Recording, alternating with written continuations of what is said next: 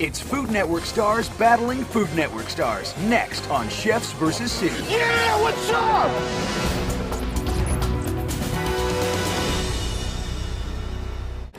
Come on, haul it.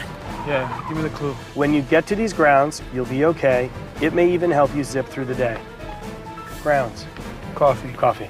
What do we have in our bag? We have let the me spoon. think about it. Spoon, cupping. We're probably gonna cup coffee. Distinguishing flavors. So, Aaron, we're going to 7585 East Gray Road in Scottsdale. Located in the upscale suburb of Scottsdale, Passport Coffee is a family-owned business that takes your morning cup of joe to a whole new level. For the last 27 years, they've been importing coffee beans from far-off regions like Nicaragua and Sumatra, each with its own unique tastes and aromas. They bring in over 600,000 pounds of beans annually and custom blend any combination their customers can dream up. Each order is then air roasted at 600 degrees for the freshest flavor possible. Slow it down, I don't want to miss it. I think it's coming right up here. Oh, I see the flags. Okay, I see the cool, flags. cool. Okay. We're the first ones there. Yeah, my man. When I go into any competition, there's one sole purpose, and that's to win. Bottom line, I think Duff and Jeff should be very concerned. Man, you were right. All right. Fresh brewed coffee is something to savor. A cup in it brings out the aroma and flavor. See, that's it, cupping. You have to show me to do this because I don't know. Come on. In this tasting challenge, competitors have to correctly identify 5 coffee flavors from 10 unmarked cups of coffee. Much like a wine tasting, cupping is a method for comparing the delicate differences in coffees from all over the world. In this process, grounds are placed directly in a cup and then brewed right there for the freshest, boldest flavor. The key is scraping away the grounds, then sampling quickly before the liquid cools and the flavors change. Once owner Trey Breckheisen confirms their choices, teams will receive directions to the final challenge. Watch out.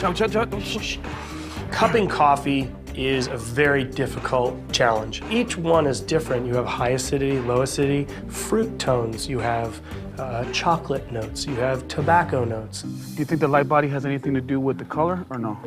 You know, it's gonna make for depth of flavor. It's not easy, is it, Aaron? You have to sort of slurp it and sort of aerate your mouth so you're able to really pick up a lot of those different flavors and nuances and subtleties. But what happens is with coffee is there's so much tannin, and that bitterness sometimes just dominates that back part of your palate, and it makes it impossible. All right, come on. All right. Duff and I run in, and we are surprised to see that they're not that far into this challenge. We must have made some time up on the road. The problem is there's 5 red herrings. So the first flavor is Kona, and it says light body. So I'm just trying to look for color at this point, because when something is light bodied, like a Pinot Noir, it's a lighter color. This one is really like peppery. That's real. The Sumatra was something that was going to be very spiced, so almost something that had some peppery bite to it. The Blue Mountain, I've never tasted the Blue Mountain because it's like $30 a pound or something. I was thinking, what grows in a high mountain? So high altitude, it's gonna be nutty, it's gonna have a smooth finish, so think pecans, walnuts, something like that. The Ethiopian coffee was described as strong, full-bodied. So I'm looking for something that's dark in color and something that really is strong, flavored, and assertive when you drink it. This is one of the hardest things I've done in a while. I'm gonna guess just by sight that El Salvador is 9 or 10. The El Salvador, we were looking for like a kind of a sweet touch, like a caramel kind of flavor. With a little bit more of that spice, a little bit of that sort of floral aroma. I thought that we'd be able to pick up the El Salvador pretty quickly. We put our first 5 choices up there to be approved. The Kona is correct. We realized that we get 1 right out of 5. So it's encouraging, but at the same time disappointing. So we kind of get back in there. Chef? None is correct. Oh, none? I'm sorry.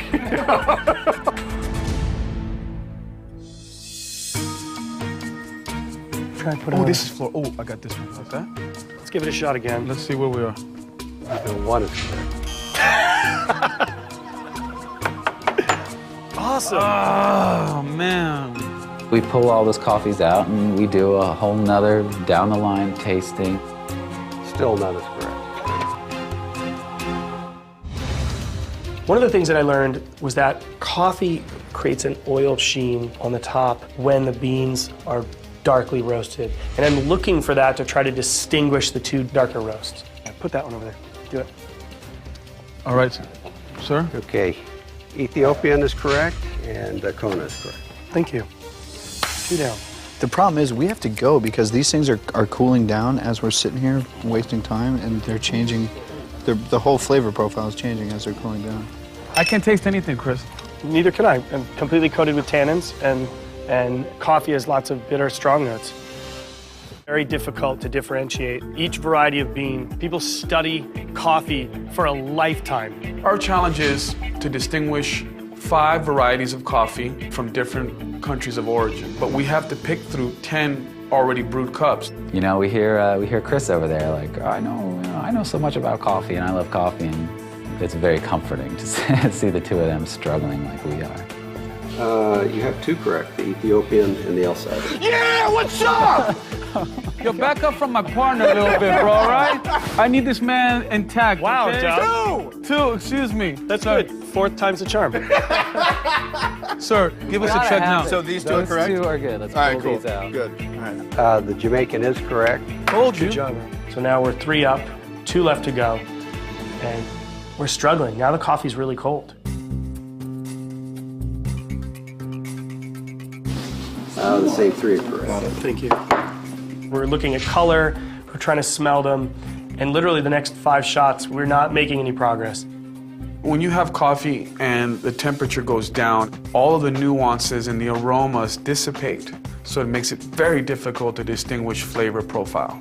Still have the same 3 correct. We're still correct with 3, stuck with 2. This seems like it can go on forever. You still have the same 2. I'm sorry. We're just moving things around, and it's getting more difficult as we go, as everything's cooling off, and everyone's getting more frustrated. The El Salvador is also correct. 4th one we get right is the one from El Salvador, and we're feeling good about this. All right. Jamaican and the Kona were correct. All right, come on. It's all you, Jeff. We got 1 left, Chris. We're almost there, baby. I'm real familiar with. You have all the coffees correct. Yeah! Yeah, you like that? Bags. All right, Bags. Bags. give us a check. Are you 12? Yes.